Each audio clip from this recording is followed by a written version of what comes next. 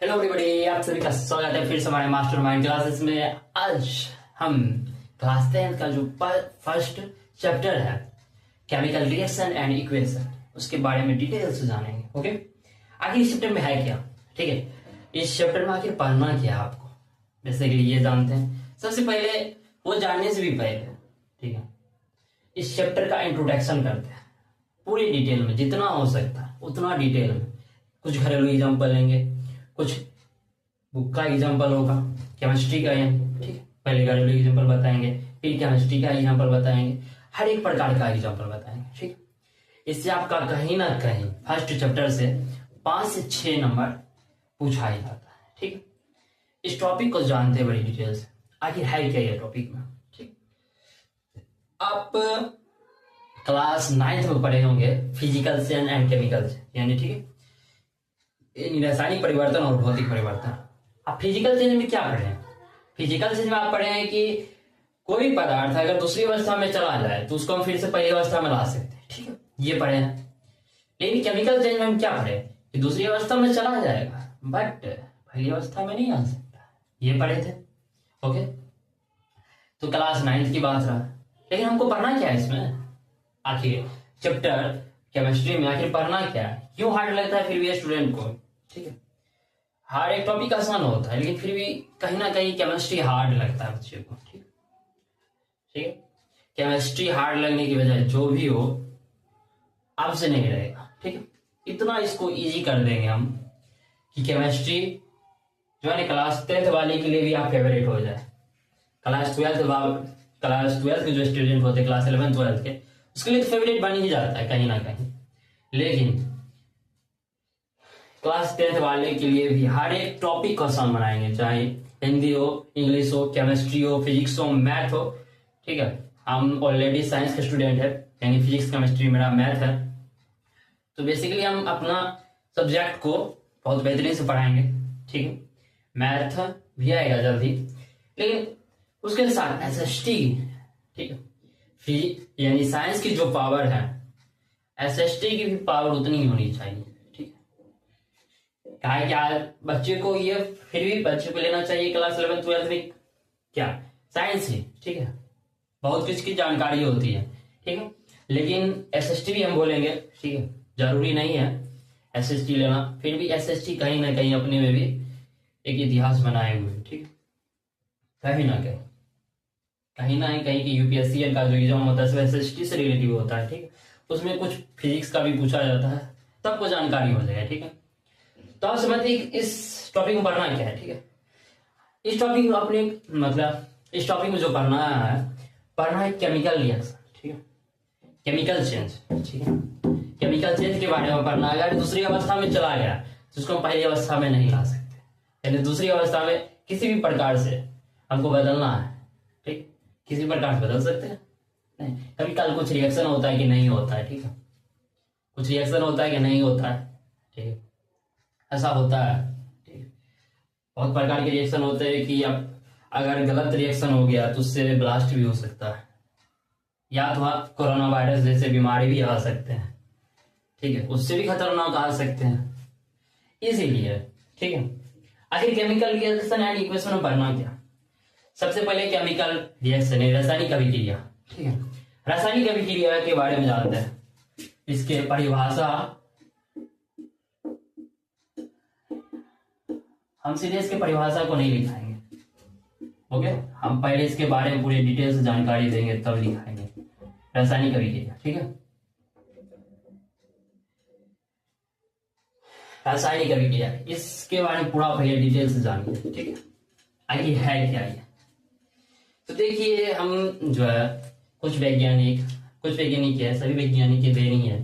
ठीक है, जो साइंस पढ़ते हैं उसमें सब कुछ प्रूफ होके ही आया है। ठीक है, अपने मन से कोई भी टीचर पढ़ाता है, अपने मन से भी टीचर, लेकिन नहीं, वो सब रिएक्शन कर दिया है उसी के आधार पर पढ़ाता है। ठीक है, हम परिभाषा को जितना सरल हो सकता है करने की कोशिश करेंगे, लेकिन हाँ, बुक के खिलाफ तो नहीं जा सकते हैं ना, तो सालों से चला आ रहा है उसके खिलाफ नहीं जा सकते हैं। कहीं ना कहीं बोलेंगे वही बात है, बुक का ही रहेगा, बट लैंग्वेज अपना रखेंगे। ठीक है, क्या है कि अगर इजी करना है हमको तो लैंग्वेज अपना बनाना पड़ेगा, सब चीज बोलेंगे वही, लेकिन लैंग्वेज अपना रखेंगे, ठीक है। आपको याद करने में भी आसानी होगा, खुद का लैंग्वेज में याद करेंगे, ठीक है। पहले समझिए केमिकल चेंज, ठीक है, यानी रासायनिक अभिक्रिया। इसमें जो होता है क्या, ठीक है। अब केमिकल चेंज के बारे में क्या क्या पढ़े होंगे ये हम अभी बता देते हैं आपको, ठीक। चाहे पढ़े हो ना पढ़े हो क्लास 9th, फिर भी इस लेक्चर में आपको सब समझ आएगा। आखिर केमिकल चेंज, देखिए फिजिकल चेंज आप देख सकते हैं, ठीक है। फिजिकल चेंज को आप देख सकते हैं, बर्फ का पिघलना, फिर जमना, ये देख सकते हैं, ठीक है। लेकिन केमिकल रिएक्शन नहीं देख सकते, ठीक। कहीं ना कहीं वो भी देख सकते हैं, लेकिन उतना नहीं देख सकते जितना देखा जा सकता है, ठीक है। आपको हम बताते हैं कुछ एग्जाम्पल, ठीक है। सबसे पहले घरेलू एग्जाम्पल भी लेंगे, ठीक। तो सबसे पहले आप देखेंगे आम के सीजन में आम पक जाता है, ठीक। पहले कच्चा रहता है, आम पक जाता है, क्या उसमें केमिकल रिएक्शन नहीं हुआ? उसमें भी केमिकल रिएक्शन हुआ, ठीक। पहले ये एग्जाम्पल हो गया आपको घरेलू एग्जाम्पल, ठीक।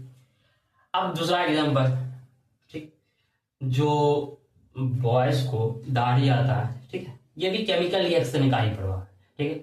आपका बॉडी जो बढ़ता है वृद्धि हार्मोन के कारण, ठीक है, वहां भी रिएक्शन के कारण हुआ। हार्मोन है एक प्रकार का, ठीक है। कैसे बना, उसको बनने में तो कुछ लगा होगा ना, आप जो खाते हैं पीते हैं, ठीक है, वो भी हुआ हार्मोन, ओके। अब इसके बारे में तो आप जानकारी ले लिए। अब देखिए आपका जो है क्लास 10th में जैसे प्रवेश किए होंगे, आपके शरीर में बहुत प्रकार के बदलाव आए होंगे, ठीक है। जैसे फुंसी का आना, ठीक है, कहीं ना कहीं वो भी केमिकल रिएक्शन के अंतर्गत आते हैं, ठीक है। यानी आपके शरीर से रिलेटिव जितने भी प्रकार के होते हैं शरीर में भी पाचन क्रिया जो है केमिकल रिएक्शन के कारण ही होते हैं। आप जो खाते हैं, ठीक है, खाने के बाद जो पचता है उसके बाद, ठीक है, मल जो निकलता है वो भी केमिकल रिएक्शन का ही भाग है, ठीक है, वो भी केमिकल रिएक्शन का ही भाग है, ठीक है। यानी आप खाए कुछ और हुआ कुछ, केमिकल रिएक्शन का प्रभाव, ठीक है, आप ये भी जान गए। और एग्जाम्पल लेते हैं, ठीक है। सबसे एग्जाम्पल तो अपना शरीर का ही है, हर एक प्रकार का एग्जाम्पल, ठीक है। अपना सभी का शरीर जो है कार्बन से बना हुआ, कार्बन से बना हुआ है, ठीक है। ये भी आप देखिए, जैसे अपने शरीर में कार्बन डाइऑक्साइड निकलता है, ठीक, सांस छोड़ने के बाद कैसे, तो जो कार्बन की मात्रा होता है ऑक्सीजन के साथ अभिक्रिया करके CO2 बनाता है, ठीक है, यानी कार्बन डाइऑक्साइड बनाता है। कार्बन से बना हुआ शरीर है, ऑक्सीजन लेते हैं, निकलता है कार्बन डाइऑक्साइड, ठीक है। कहीं ना कहीं तो कार्बन का अंश है, तब तो निकल रहा है, ठीक है। कहीं ना कहीं तो कार्बन आ रहा है, जो कार्बन डाइऑक्साइड निकल रहा है,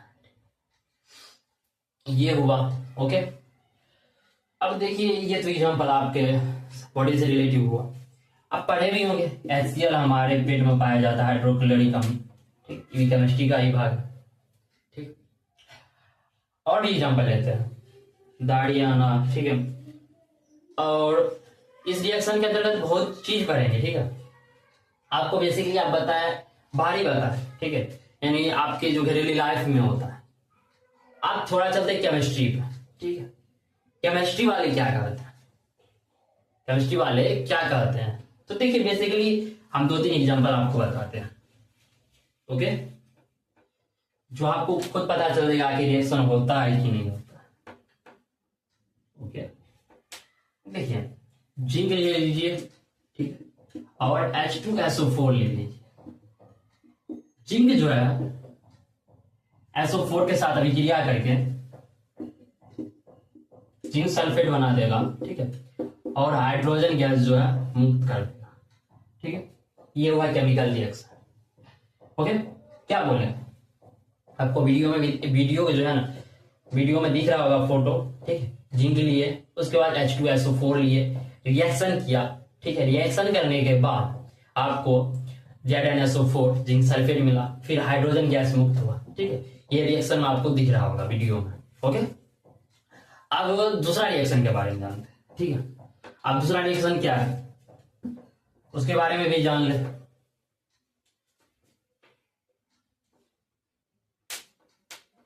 देखिए H हाइड्रोजन प्लस क्लोरीन बना देता है HCl, ठीक है।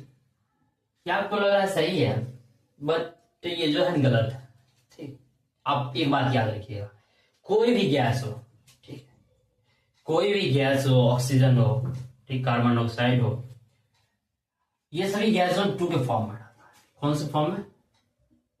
क्लोरीन भी एक गैस हुआ, ठीक है, क्लोरीन भी एक गैस हुआ, ठीक है। 2 के फॉर्म में रहने के कारण ही सभी गैस जोन 2 के फॉर्म में रहता है, याद रखिए। अब ये सही हुआ, ठीक है।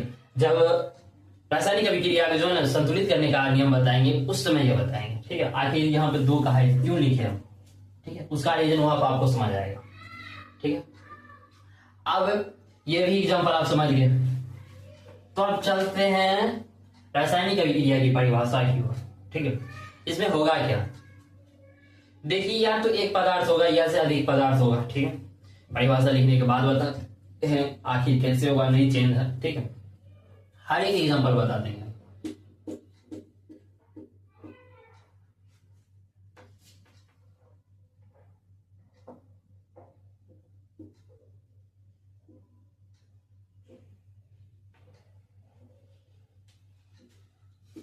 जब एक या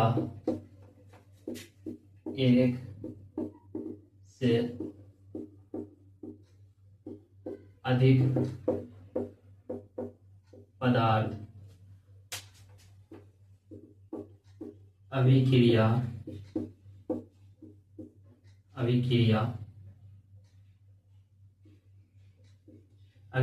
करके भिन्न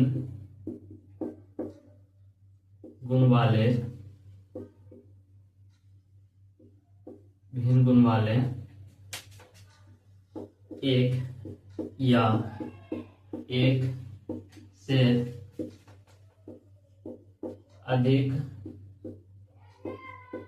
पदार्थ का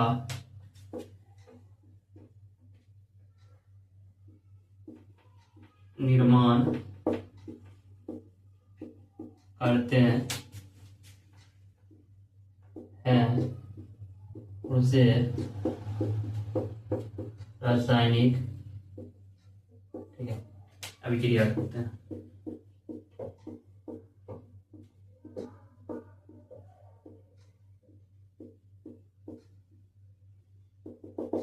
अभिक्रिया का, ठीक है, रासायनिक अभिक्रिया की परिभाषा लिख लीजिएगा, ओके।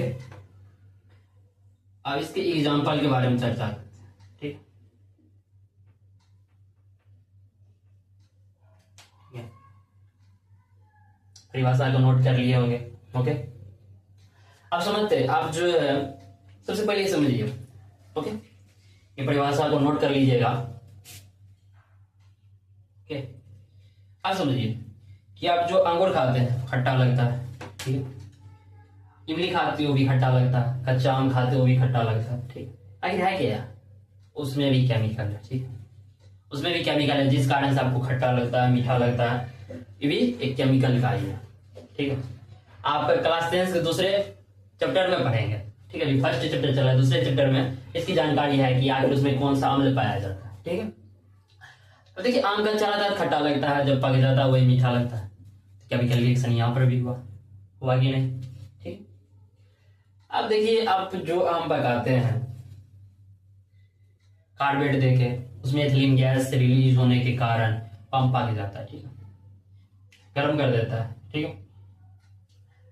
अब पक जाता है, वो भी मतलब घातक होता है एक तरह से, आपको उसको जो है ना धो के खाना चाहिए, तो बहुत सारी तरह की बीमारी हो जाएगी, ठीक है। आप देखते हैं, ये तो हो गया आपके घरेलू एग्जाम्पल, ठीक। तो आप सुने भी होंगे, ठीक है, आप सुने क्या होंगे, देखिए, ये भिन्न गुण के बारे में आपको बता रहे, भिन्न गुण वाले आखिर कैसे निर्माण करता है, इसके बारे में समझते हैं। एग्जाम्पल जो है इसका देखते हैं, ठीक है, इसका एग्जाम्पल समझिए। इसका एग्जाम्पल जो हम लेते हैं, आप जानते हैं कि आपको पढ़ाया भी गया होगा, ठीक है, जानते क्या, हम ही बताते हैं। आप एक मोमबत्ती लीजिए, ओके, मोमबत्ती लीजिए,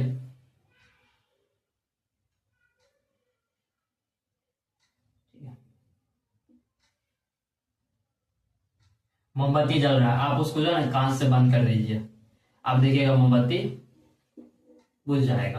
क्यों, इसमें क्यों बुझा, देखिए, सबसे पहले समझिए कि कार्बन इसमें जो होता है ना मोम, कार्बन और हाइड्रोजन से बना होता है, कार्बन और हाइड्रोजन से बना होता है, ठीक है। जब ऑक्सीजन आता है तो ऑक्सीजन जो है ना कार्बन से विक्रिया करके कार्बन डाइऑक्साइड, आप जानते भी होंगे, ठीक है, जानते भी होंगे कि ऑक्सीजन जो है, छोड़ो, जानते होंगे या नहीं जानते उससे मतलब नहीं है हमको, ठीक है। कार्बन जब जो है ऑक्सीजन से अभिक्रिया करता है, कार्बन जो है, कार्बन जलता है किसकी उपस्थिति में, ऑक्सीजन की उपस्थिति में, ठीक है। कार्बन को जलाया जा सकता है ऑक्सीजन की उपस्थिति में, ठीक है। कार्बन को जब आप ऑक्सीजन डालते हैं, जब कार्बन में मतलब डालते हैं, जब कार्बन में जो ऑक्सीजन आता है, ठीक है, वायुमंडल से, तब वो जलता है। जैसे आप इसको पैक कर देते तो ऑक्सीजन जाना बंद, ऑक्सीजन जब जाना बंद होता है कार्बन जल नहीं पाता है, जिसके कारण मोमबत्ती बुझ जाता है, ठीक है। ये बेसिकली होता है। और आप एक पौधे को भी कर सकते हैं, अगर उसके पास नहीं जाए तो भी क्या हो सकता है, वो सूख सकता है, ठीक है। ऐसे पौधे को कार्बन डाइऑक्साइड चाहिए, ठीक है। मोमबत्ती में ये सिलसिला होता है। अब देखिए भिन्न गुण वाले कैसे आखिर करते हैं, ठीक। बेसिकली आप देखेंगे कार्बन प्लस ऑक्सीजन, अभी हम जस्ट बोले कार्बन जो है,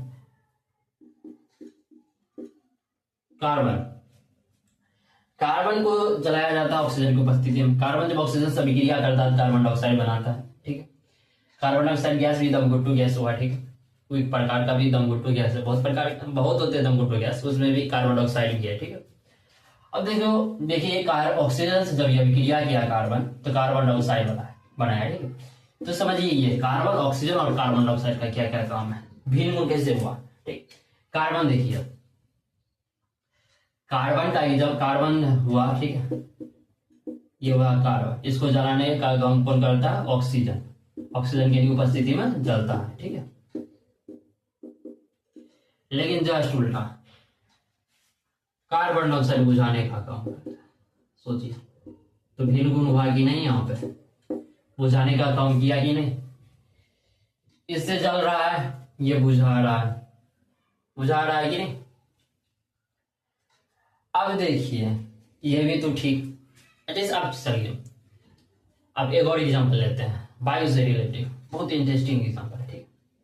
आप देखते होंगे आज का जनरेशन की बात करते हैं, कोई बच्चे, ठीक है, समझ लीजिए अलग अलग भिन्न गुण वाले से जब पैदा हुए, ठीक, आप समझ रहे हैं, जीन जाता है, ठीक है, मम्मी पापा मिलके तब, ठीक, जीन जाने के कारण क्लास 10 में इतना तो बताएंगे, ठीक। जब जीन का ट्रांसफर होता है, ठीक है, कुछ जीन का ट्रांसफर होता है तो नॉर्मली भले ही बच्चे का जो वेशभूषा कुछ मिलता है शरीर, ठीक है, अंग का कुछ भाग मिलता है मम्मी पापा से, ठीक है। तो बेसिकली जब वो आता है बच्चा, ठीक है, मम्मी पापा से, ठीक है, तो ये जो बच्चा आया कहीं ना कहीं आप देखेंगे ये दोनों को गुण से जो है थोड़ा सा भिन्न होता है, ठीक है। या तो बच्चा होशियार हो जाएगा, ठीक है, मम्मी पापा जैसे, तो उससे भी ज्यादा इंटेलिजेंट हो जाएगा, ठीक है। और कहीं ना कहीं यह भी हो सकता है कि मम्मी पापा से भी बुर्बक हो जाए, ठीक। और कोई बच्चा तो समझिए मम्मी पापा का रंग श्यामला है तो बच्चे गोरे हो जाते हैं, उसका भी रीजन अलग अलग है, ठीक है, गोरे हो जाते हैं। कभी मम्मी पापा ही गोरे हैं तो बच्चे श्यामले हो जाते हैं या काले हो जाते हैं, बोल सकते हैं।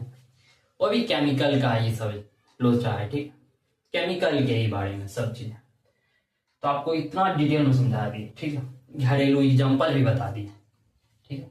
हमारा रासायनिक अभिक्रिया खत्म हो चुका, ओके। आपको एग्जाम्पल नोट करना है तो कर सकते हैं। अब देखिए भिन्न गुण वाले परिभाषा और वैसा सब खत्म हो चुका है, ठीक है। तो आइए क्या है टॉपिक जो अपना आपका जो अलग है दूसरा, अभिकारक, ठीक है, और दूसरा है प्रतिफल, दोनों एक साथ समझिए, ठीक है। प्रतिफल आखिर ये क्या, तो समझिए हमको बेसिकली जो है खीर बनाना, क्या बनाना है, खीर, तो क्या लीजिएगा, अब मतलब ये नहीं बोल दीजिएगा कि आप, हम जो है ना सबसे मतलब कि बोलने के तो बोल देते बच्चे कि हम अपने खीर में किशमिश डालेंगे, काजू डालेंगे, बादाम डालेंगे, वैसा नहीं बताना, बस नॉर्मली वाला बताना कि मतलब जो सबके घर में बनता है। ठीक, तो क्या लेना पड़ेगा? दूध यानी मिल्क लेना पड़ेगा, शुगर लेना पड़ेगा, ओके, और राइस। ये तीनों चीज मिलाकर खीर बनाएंगे। बना लिए।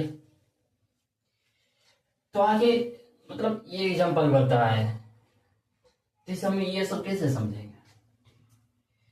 आपको जो बनाना था बना लिए, बनाएगी नहीं? खीर तो बना लिए, भले अलग अलग चीज का इस्तेमाल किया लेकिन खीर तो बना लिया। ये जो अलग अलग चीज का इस्तेमाल किया, आप एक ही चीज का इस्तेमाल करके बनाए? नहीं, एक ही चीज का कहाँ इस्तेमाल किए। ठीक है, ये क्या एक से अधिक भी बोला था, एक बोला तो भी बता ही नहीं कि एक से अधिक वाला बता रहे। तो कहाँ, हम तो एक चीज का इस्तेमाल नहीं किए, बहुत सारे चीज का इस्तेमाल किए। चलिए एक और ले लेते हैं, गेहूं। गेहूं से आप आटा बनाते हैं। ठीक है, इसका जो एक का एग्जाम्पल हो गया, एक या एक से अधिक जो बोल रहे थे सबका एग्जाम्पल हम बताएंगे। आटा, आटा तो खाते हैं, गेहूं का आटा से जो मतलब रोटी बना के खाते हैं, लेकिन खाते हैं। एक एग्जाम्पल हो गया, एक या एक से अधिक का परिभाषा भी सिद्ध हो गया। ठीक है, जरूरी नहीं है कि इससे सिर्फ कुछ और भी बना सकते हैं। खीर बनाए भी फिलहाल एक ही चीज बनाए, लेकिन केमिस्ट्री में ऐसा बहुत चीज है जो कि आप चाहिएगा जो बनना, उससे थोड़ा सा भी चीज अलग बन जाएगा। जस्ट एग्जाम्पल वो भी अभी बताएंगे। ठीक है, वो भी एग्जाम्पल बताएंगे। अब ये मिल्क हो गया, शुगर हो गया, राइस हो गया, खीर हो गया, बन गया हमारा खीर। आखिर आप अभिकारक किसे कहते थे? तो देखिए, बेसिकली आप बोलिएगा कि जो सामान है हम जिससे खीर बनाए इसको हम संघटक कहते हैं। ठीक है, ये जो बना हमारा खाने वाला यानी प्रतिफल बन गया, दूसरा लेवल संघटक हो जाता है। ठीक है, जिस कोई भी चीज को तैयार करने के लिए जिस जिस चीज की आवश्यकता पड़ती है उसी को हम संघटक कहते हैं। ठीक है, ये बात है क्लास 8 का टॉपिक का। ठीक है, लेकिन इसमें क्या होगा, इसमें जो संघटक का जगह जो है ना इसी का हो जाता है अभिकारक। अभिकारक, प्रतिफल या उत्पाद भी कहा जाता है इसको। ठीक है, उत्पाद भी कहा जाता है। कंफ्यूजन में ना फंसिएगा, कभी उत्पाद बोल दे कंफ्यूजन में बिल्कुल नहीं फंसिएगा। ओके, उत्पाद का। ठीक है, ये समझ गए आप? यानी रासायनिक, अब इसमें रासायनिक अभिक्रिया का ही भाग है। रासायनिक अभिक्रिया में भाग लेने वाले पदार्थ को हम क्या कहते हैं? अभिकारक कहते हैं। रासायनिक अभिक्रिया के फलस्वरूप बनने वाले पदार्थ को क्या कहते हैं? प्रतिफल कहते हैं। क्या कहते हैं? प्रतिफल कहते हैं। ठीक, अब इसके पहले परिभाषा लिखा देते हैं, उसके बाद एक इंटरेस्टिंग एग्जाम्पल बताएंगे। ठीक है, जो कि लास्ट होगा। देखिए अभिकारक किसे कहते हैं? रासायनिक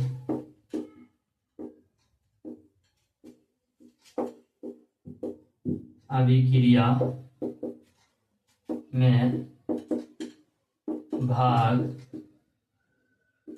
लेने वाले पदार्थ को अभिकारक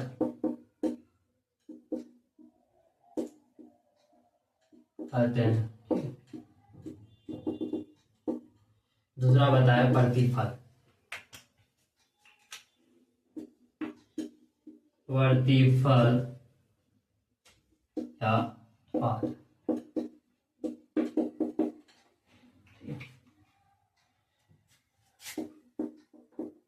रासायनिक अभिक्रिया,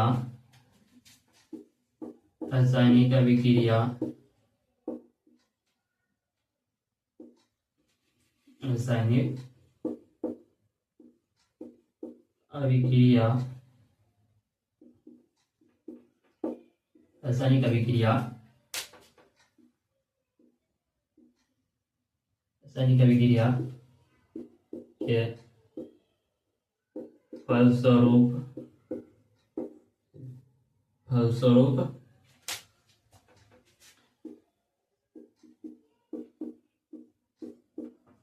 बनने वाले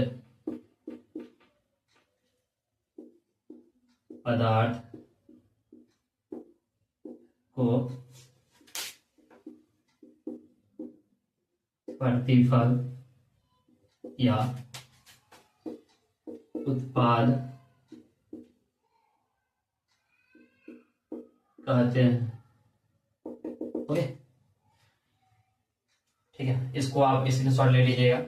ठीक, 1 2 3 आप इसका स्क्रीनशॉट ले लीजिएगा। ठीक, अब इसका एग्जांपल बताते हैं। ठीक है, क्या कि एग्जांपल बताना इसलिए पहले बता दिया आपको, स्क्रीनशॉट ले लीजिएगा। ठीक है, आप इसका एग्जांपल बताते हैं आपको,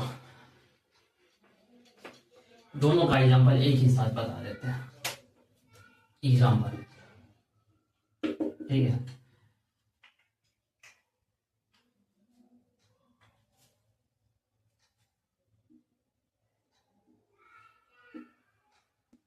सोडियम क्लोराइड को जो है ना सिल्वर नाइट्रेट के साथ NO3 के साथ जब अभिक्रिया कराते हैं, क्या सोडियम क्लोराइड को जो है ना सिल्वर नाइट्रेट के साथ जब अभिक्रिया कराते हैं तो सिल्वर क्लोराइड और NaNO3 सोडियम नाइट्रेट बनता है। ठीक है, देखिए एक सदी बन गया ना। अब देखिए इसको क्या बताना, ये दुधिया रंग का होता है। ठीक, सोडियम सिल्वर क्लोराइड। ठीक, आपको वीडियो में दिख रहा होगा। ठीक, वीडियो में क्या दिख रहा है, सोडियम क्लोराइड लिए। ओके, सोडियम क्लोराइड ले लिए। उसके बाद सोडियम क्लोराइड लेने के बाद सिल्वर नाइट्रेट लिए, उसके बाद उसको अभिक्रिया कराए, आपको दूध जैसा दिख रहा होगा। ठीक है, वीडियो में दूध जैसा दिख रहा होगा, वही क्या है, AgCl है, सिल्वर नाइट्रेट, सिल्वर क्लोराइड क्या है, सिल्वर क्लोराइड। ओके, तो ठीक है, अगले लेक्चर में मिलते हैं और ये भी इंटरेस्टिंग टॉपिक के साथ। ठीक है, आज के लिए इतना ही।